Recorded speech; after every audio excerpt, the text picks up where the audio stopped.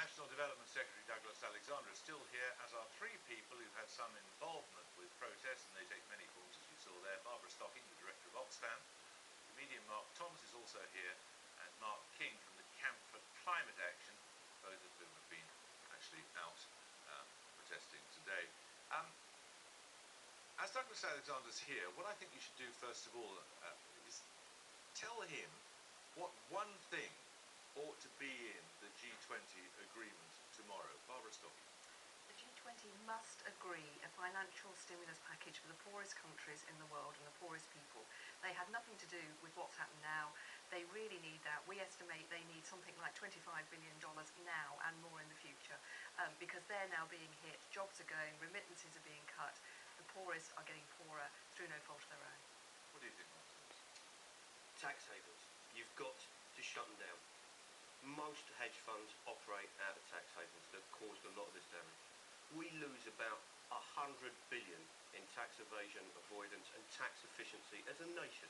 That's unacceptable. So when I say shut them down, what you have to do is you actually have to enforce, you have to make law that all companies will publish the accounts of their subsidiaries wherever they are. They'll be published all over the world.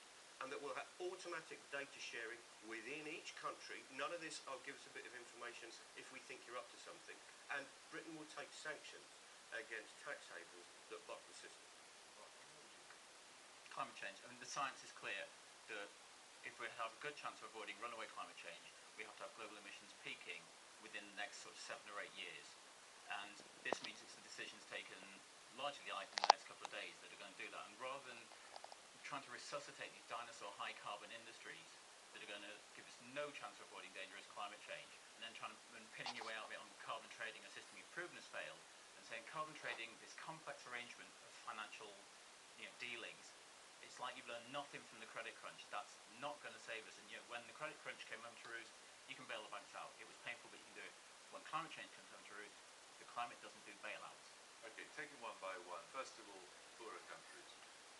I sincerely hope that we are able to deliver the kind of package that Barbara's been asking for. We've been working for weeks and months to try and deliver that package. I can't guarantee we'll get there, but I can assure you we're working hard.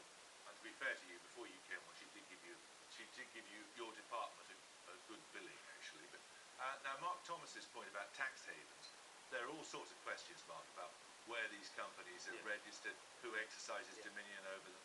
But you could do something about British tax havens.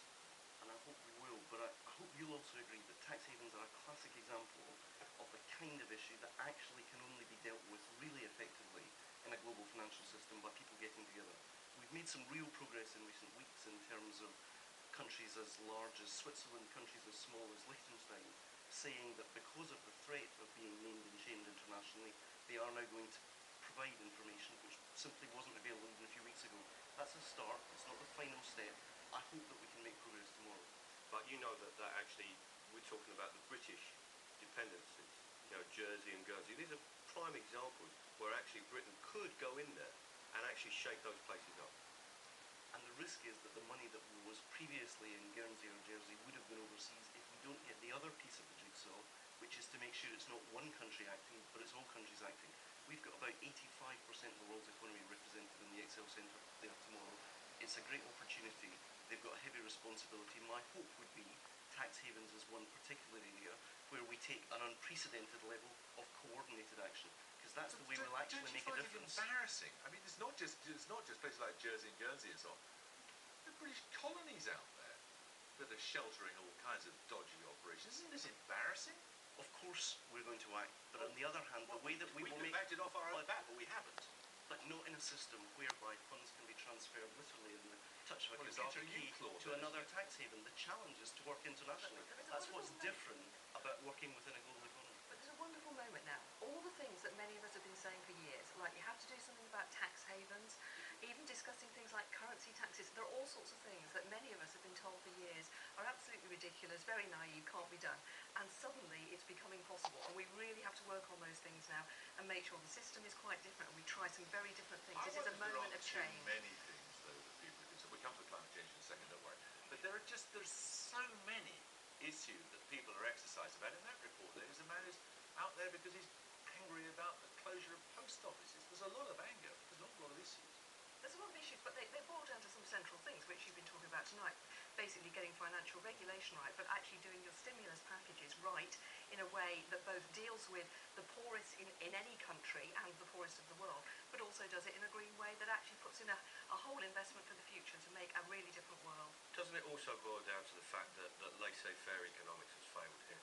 That actually the experiment with the market, which Labour have inherited from Margaret Thatcher, that we financialise our lives, that mortgages, that pensions, that loans, that PFI, that students, everything is tied up within the financial system and it's privatised. So the state pushes the onus onto us to financialise our lives and to speculate, and yet withdraws from those areas of common concern, which should be about providing proper pensions and council housing, to stop inflationary bubbles like this, to give people some proper decent housing, to actually fund colleges, to make sure that we've been ended up with a ridiculous system where the Home Office building is actually owned offshore. Most of the government buildings are owned offshore by PFI.